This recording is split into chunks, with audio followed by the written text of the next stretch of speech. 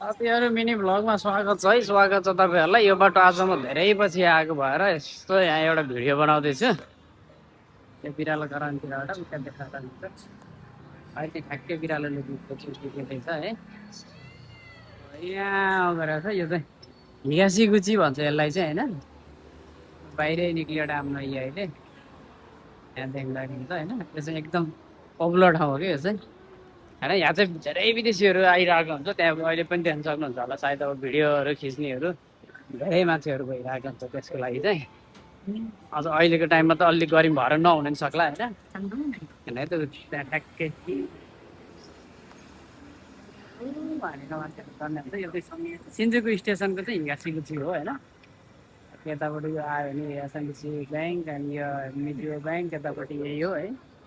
यस्तो छ यतापट्टि बी क्यामेराहरू उतापट्टि केदोबासी क्यामेरा यहाँ टन्नै छ। अब यहाँ ठ्याक्क अगाडि जानु भयो भने एबिसी मार्ट यतापट्टि गयो भने यो कुयाक्सोहरू चाहिँ यता यो साइडमा पर्छ होइन। यहाँबाट जानु भयो भने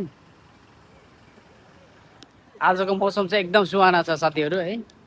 अब देख्न सक्नुहुन्छ है एकदम घामसाम कतै केही लागेको छैन। यहाँ चाहिँ नयाँ पसल के खुलेको छ अन्डर कन्स्ट्रक्सन थियो होइन। दामी पसल खुलेको छ जस्तो है। अब एकदम मौसम चाहिँ सुहाना छ। जापानमा पनि के तपाईँको नेपालको भन्दा गर्मी चाहिँ कम हुँदैन क्या यहाँ जापान भन्ने मात्र हो। तपाईँको 30-40 हाराहारीका 40 डिग्री हाराहारी 40 त नभनौँ होइन। जस नजिक नजिक 35-36 थियो अस्ति 2-3 दिन अगाडितिर। अहिले चाहिँ अलिकति घटेको छ। हिजो आज चाहिँ एकदम शीतल भएको छ है। त्यस्तो गर्मी भएको छैन।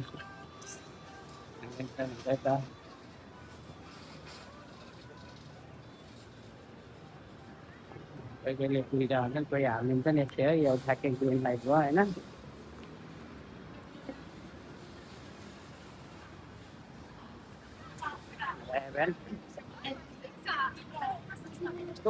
यो तपाईँहरूलाई कुनै बुकहरू चाहिएको छ भने साथीहरू ए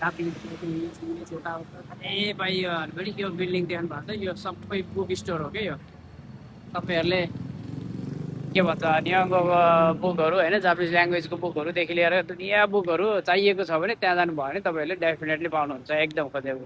नेपाली बुक चाहिँ है मैले गएर हेरेको पनि थिएँ सोधेको पनि थिएँ छैन भने होइन। त्यस्तो नोभलहरू केही छ कि भनेर मैले सोधेको थिएँ। तिनीहरू बुकहरू चाहिँ छैन अरे त्यहाँ चाहिँ। ए त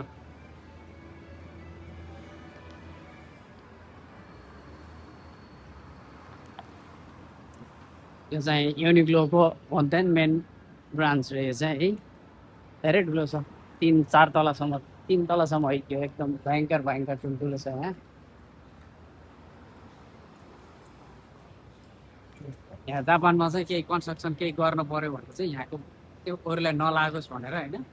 यो रिनोभेट सिनोभेट यताउता केही गर्न लाग्दाखेरि चाहिँ यहाँनिर घरलाई पुरै बारेको छ यहाँ है। अब भित्र के गरेछ कसैलाई थाहा हुन्न। बाहिर कसैलाई हिँड्ने मान्छे हिँडिरहेको हुन्छ कसैलाई लाग्दैन। यस्तो ब्यारियरहरू यसो अलिअलि राखेर चाहिँ त्यहाँ यस्तो काम चल्दैछ भने यसो गरेर राखेको हुन्छ। अरू केही गरेको हुन्न। नेपालतिर जस्तो एउटा घर भत्कायो भने तपाईँको साह्रै पुरै चाहिँ गराउने होइन। के भन्छ पुरै घरहरू चाहिँ गुलाममै सबैलाई चाहिँ असर पर्ने गरी गर्थ्यो भने यहाँ चाहिँ त्यस्तो है। यहाँ यी ब्रान्ड के ब्रान्डहरू हो यो है देख्न सक्नुहुन्छ यहाँ।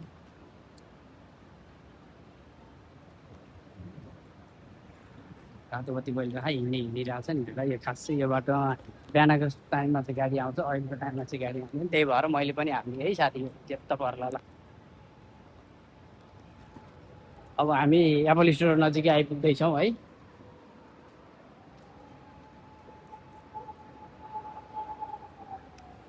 ओलिभ लन्च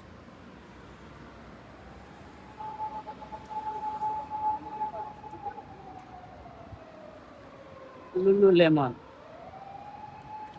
यो लुलुलेमन भन्ने नेपालतिर चाहिँ छ कि छैन साथीहरू थाहा भएन। नेपालतिर सुन्नु भएको थिएन है। मैले चाहिँ सुनेको थिइनँ। मैले चाहिँ यहीँ आएर हो देखेको पनि सुनेको पनि होइन। अब यसको चाहिँ कस्तो हुन्छ थाहा छैन। यहाँ पुलिसको गाडीहरूमा मात्र साइरन हो कि यस्तो गाडीहरूमा पनि साइरन हुन्छ होइन।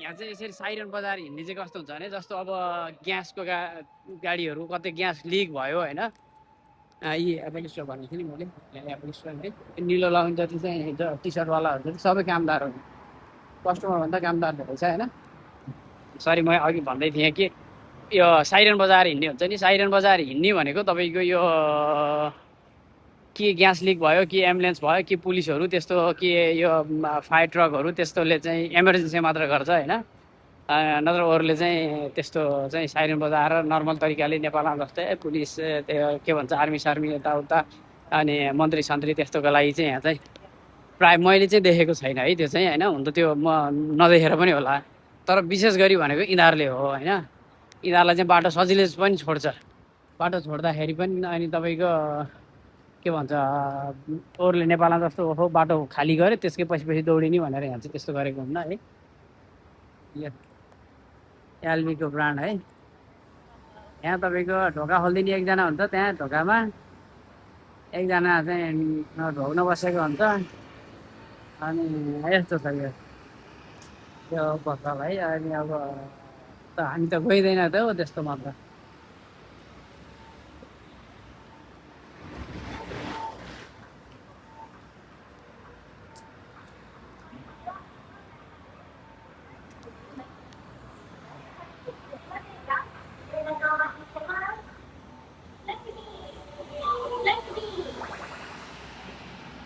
ठाउँ ठाउँमा चाहिँ पुलिसहरूको त्यो शान्ति सुरक्षा कायम राखेको पुलिसको बिट चाहिँ यसरी के ठ्याक्क 2-3जना पुलिस बस्न मिल्ने गरेर यसरी राखेको छ यो चाहिँ पुलिसको प्रहरी चौकी त के भनौँ पुलिस 2-3जना बस्नु भयो होइन त्यसै ठाउँ ठाउँ राखेको हुन्छ होइन यहाँ पनि देखेको नै छ ओके साथीहरू म नि अहिले यो थोरै म चाहिँ कामतिर लाग्दै गर्दाखेरि चाहिँ यसो हल्का मिनी भ्लग बनाऊँ न त भनेर चाहिँ बनाएको है जो कस्तो लाग्यो कमेन्ट गरिदिनु होला हेरेर साथ दिनुभएको सबैलाई धन्यवाद फेरि यस्तै मिनी भ्लगहरू लिएर आउँदै गर्छु त्यही सबैलाई टिल देन अन्टिल बाई